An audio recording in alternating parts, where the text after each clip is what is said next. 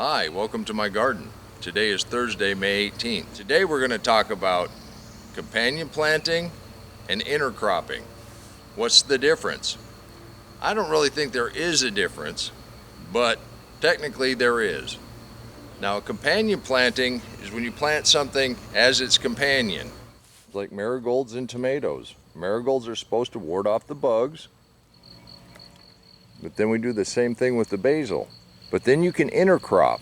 Now I'm going to show you a couple things that I like to intercrop.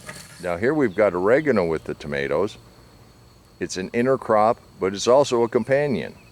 Now if you look at the spacing of tomatoes, you got all kind of room in between. And you can see right here we've got some beets coming up. The thing about tomatoes, their roots go really deep. So you can intercrop stuff that is kind of shallow with them, and that all plays in with the living soil. The ground wants to be covered, and the more roots you can have in there, the better off you're going to be. Something we're trying this year, and I've got these scattered throughout the tomatoes. We've got peanuts right here coming up, and I also have some beets here. Now what I did learn last year about the peanuts is their roots stay very, very shallow. So they ought to fill this in very nicely. Right over here we've got more beets coming up underneath the tomatoes.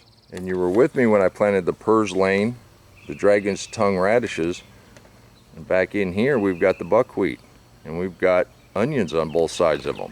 And we also have daikon radishes and the beets in the same line. We also planted corn right in front of the sunflowers and right next to the amaranth. You kind of need to look at the size of the plants you have and what kind of roots they have. This is a really good example of that front cold frame we planted in the winter. We've got kale, we've got beets, we've got arugula, we've got cilantro. If you look at the wide variety in the back of that cold frame, there's beets. We got cabbages. You saw me harvesting radishes.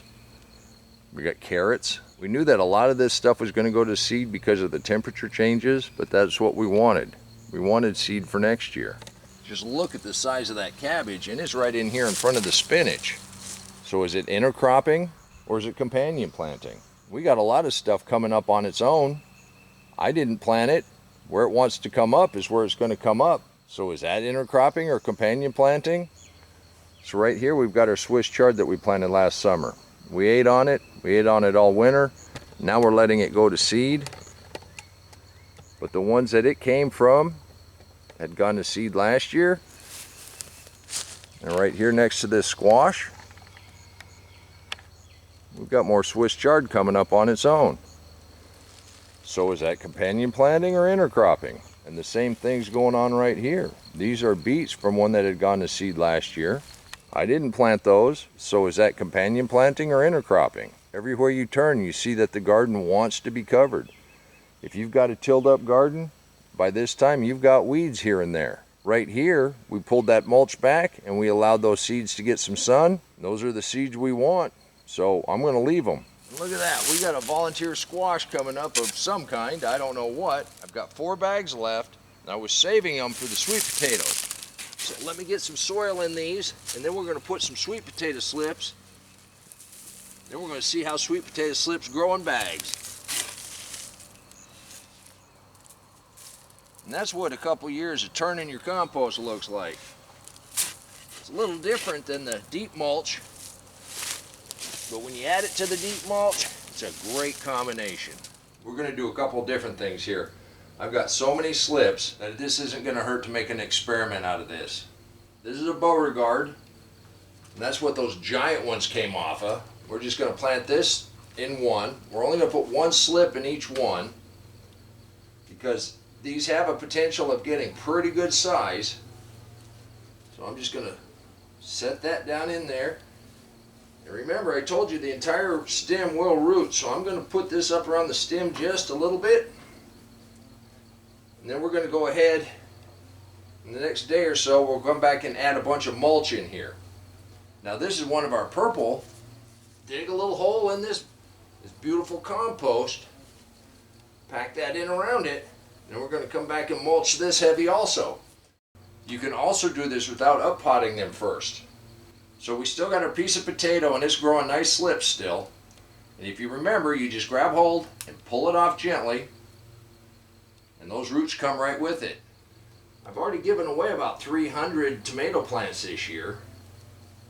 and I gave away hundreds of sweet potato slips over the last couple years. And I had one person try to pay me, and I just wouldn't take it. And they said, well, why are you just giving this away?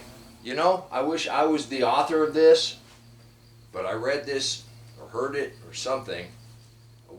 There's a guy that grew award-winning corn, and he won at the fair every year. And a reporter came by, interview him, and find out what his secret was.